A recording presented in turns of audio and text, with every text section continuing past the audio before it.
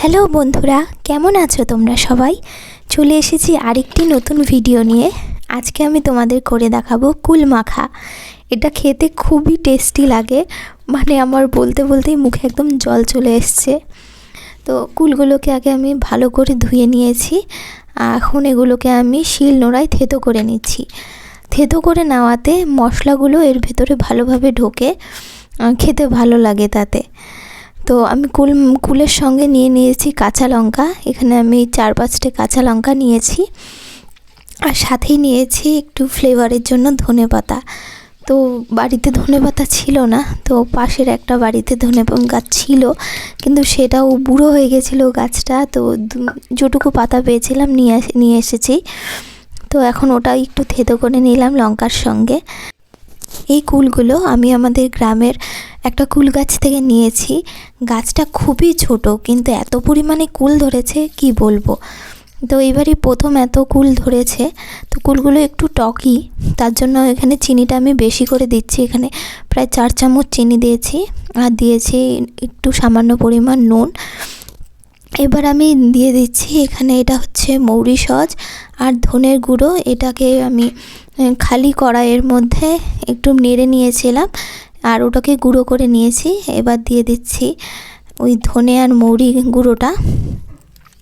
এবার দিয়ে দিচ্ছি সামান্য পরিমাণে একটু লঙ্কার গুঁড়ো, কারণ আমি যে লঙ্কাগুলো দিয়েছিলাম সেই লঙ্কাগুলো বেশ একটা ঝাল নেই, তাই আর একটু লঙ্কা গুঁড়ো আমি অ্যাড করলাম। এবার আমি যাচ্ছি লেবু পাতা আনতে। তো এতে যদি লেবু পাতা অ্যাড করা যায়, এর গন্ধটা আরও দুর্দান্ত লাগে।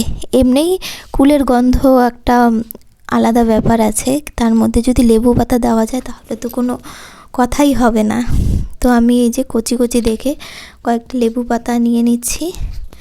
এবার এই লেবু পাতাগুলোকে আমি ভালো করে জল দিয়ে ধুয়ে নেব, কারণ এতে অনেক ময়লা ধুলোবালি থাকে, তাই ধুয়ে নেওয়াটা প্রয়োজনীয়। ভালো করে ধুয়ে নেওয়ার পরে এটাকে আমি হাত দিয়ে ছিঁড়ে নিয়েছি। এবার এটাকে ওই কুল মাখার মধ্যে দিয়ে আমি এখন কুল মাখাটাকে ভালো করে মেখে নেব। আর এই দেখো আমাদের গাছে কি সুন্দর গাঁদা ফুল হয়েছে। এটা ভোলা গাঁদা ফুল না, এটা হচ্ছে কি বলে, আমি নামটা এখন ঠিক মনে পড়ছে না। আর এই যে আমাদের কুল মাখা, এখন এটাকে ভালো করে আমি চটকে নেব, যাতে সব মশলাগুলো কুলের ভেতরে ভালো করে ঢুকে যায়। আমি অন্য কোনো ভিডিওতে তোমাদের এই কুল গাছটা দেখাবো। কুল গাছটার বয়স 2-2.5 বছর হবে, কিন্তু তাও এত পরিমাণে কুল ধরেছে। তো আশা করি পরের বার আরও বেশি হবে, আর একটু মিষ্টিও হবে। এখন কাঁচা আছে তাই হয়তো টক লাগছে, কিন্তু পাকলে হয়তো আরও মিষ্টি হবে খেতে। তো এই যে আমার মাখা কমপ্লিট হয়ে গেছে। তো দেখেই আমার জিভে জল চলে আসছে। এবার আমি একটা পাতার মধ্যে নিয়ে নিচ্ছি, কারণ আমি আমার পাশের বাড়ির এক কাকিকে দেব মেখে। আচার বলো, মাখা বলো, এসব একা খেতে ভালো লাগে না, সাথে যদি কেউ থাকে তাহলে মনে হয় স্বাদটা আরও দ্বিগুণ বেড়ে যায়।